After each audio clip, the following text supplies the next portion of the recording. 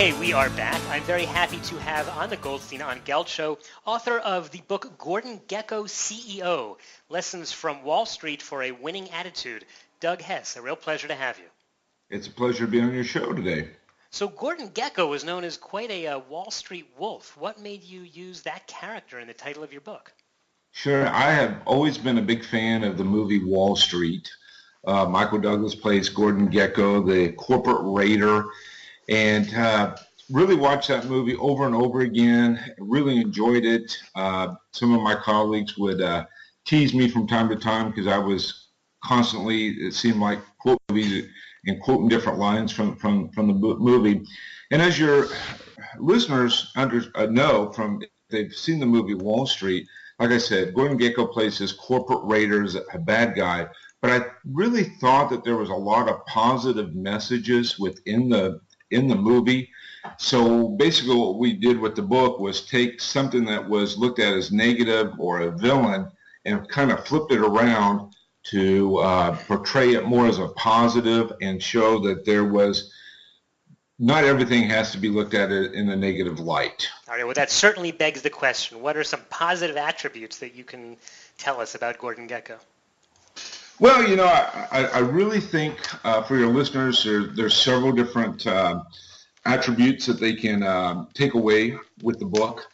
The first thing that comes to mind is talking about sacrifice.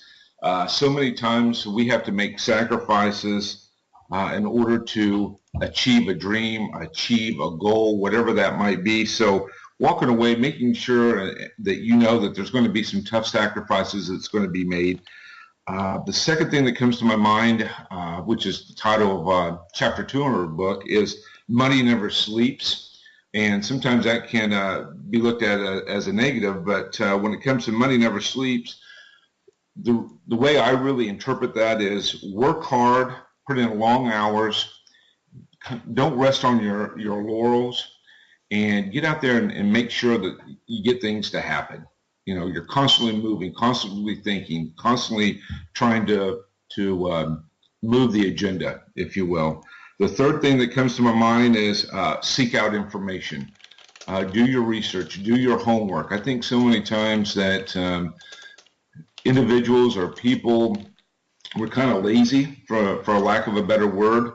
And sometimes what gets us ahead is just going the extra mile, doing a little bit of research, seeking out some information. And then the fourth thing that comes to my mind, stay hungry. Stay hungry. So many times we get a little bit of success in us and then we're satisfied. And I would argue that we need to stay hungry, have that carrot out in front of us to really drive us to achieve what we need to do.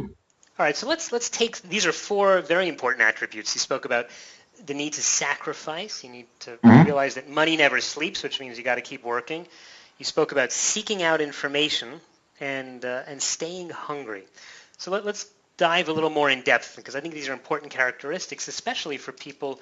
You know, a lot of the people, Doug, who listen to our show are working on trying to build up an investment portfolio.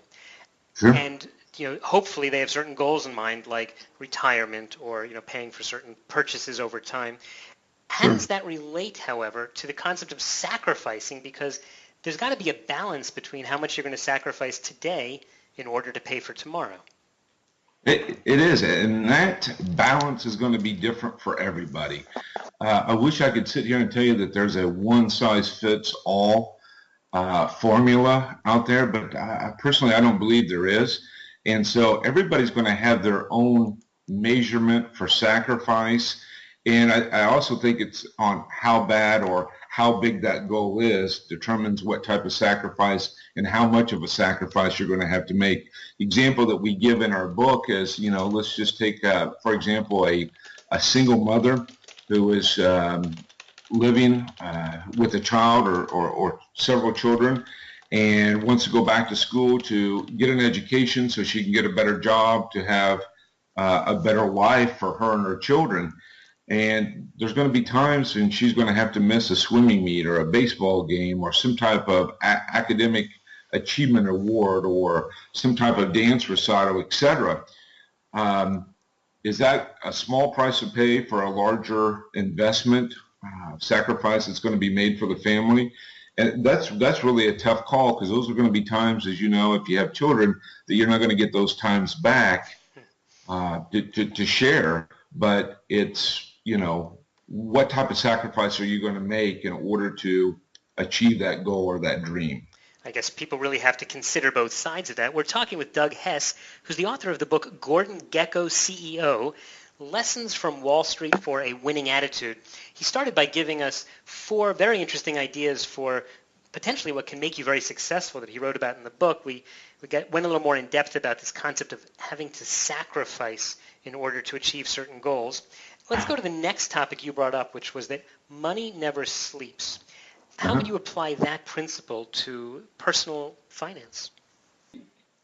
Working hard, putting on long hours, it kind of really goes out to, or ties in with, I would argue, with number 3, seeking out information, making sure that you do your homework, just not taking somebody's advice at face value, but digging into it, verifying, making sure that they're providing you with good information, honest information, and that's not easy. That's putting in a lot of work, a lot of time, and to see really how hungry you are to achieve that. I think so many times everybody wants to achieve success, but I don't think, or let me say it this way, a lot of people want to achieve success, but only few are willing to make those sacrifices or putting in those long hours to actually achieve it. Everybody has a dream, but how many of us actually have the work ethic to achieve that dream? People get the impression, Doug, from the media that they end up getting bombarded, and they feel they have to do something. They don't know necessarily where to look for information, and they end up following whatever path that the website or the local TV station talks about. And frankly, I think that's a real problem, yeah? Yes, I would agree with you, Doug. And so many times that people are out there doing their own research, they have a chance to go out there and hit Google or some other search engine, and they kind of take that as a fact. I had a really good friend, really a mentor, that gave me some really good advice so many years ago. And he told me, he said, Doug, when you're dealing with the media, which is a good thing, but whether it's on radio or on TV or even in print with magazines, a lot of times those individuals have to have those in the can sometime ahead of time. For example, if we're talking about a magazine, it takes time to write it, research it, edit it, then they have to go to print. Once they get it printed, then they have to ship it out to all the different stores. So the time you get it, that story might have been written 3-4 months ago, Sure. And the information that was great at that particular time may or may not hold true and be valid today. And so I think, with social media, I think it's great, but we also have to be very cautious, kind of do our own homework in there and make sure that we're getting the best valid information that we possibly can. On that topic, I once heard a lecture by a senior journalist in the internet who worked for an economics magazine, and he had recently started there. And someone said, by the way, what did you do before you were working in the economics magazine? And he said, I used to be a writer for, I think it was for Rolling Stone magazine. And it was sort of funny that he was now the voice of authority, and not to say that he wasn't a bright guy, but he really didn't have any experience in the world of finance. And it's like, we've been talking about, you really need to know where your information's coming from to make smart decisions and informed decisions.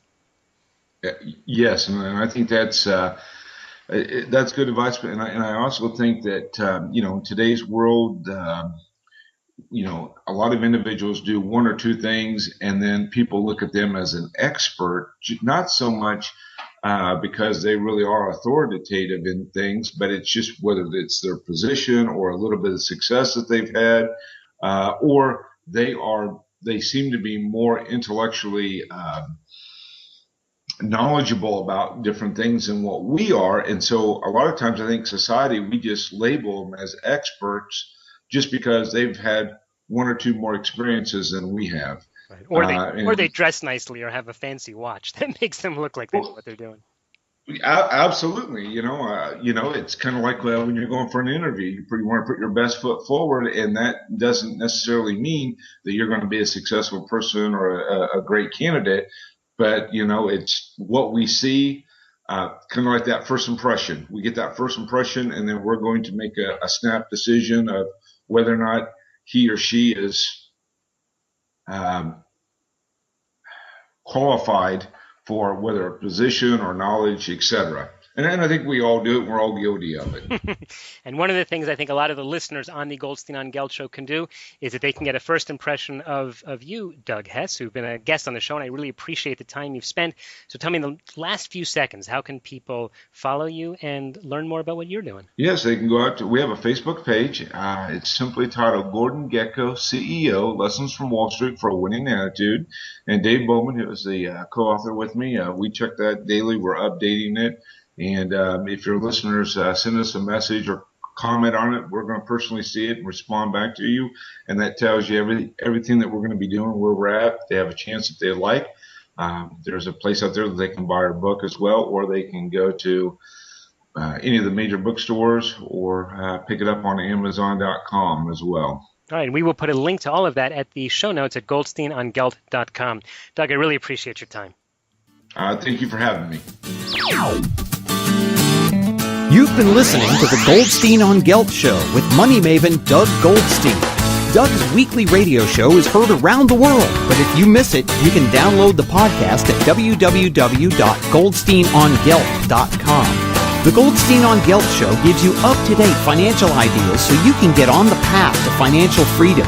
If you'd like your questions answered on the air or off, send Doug an email to doug@profile-financial.com. It's your money for your future, so join Doug every week to build your wealth on the Goldstein on Gelt show.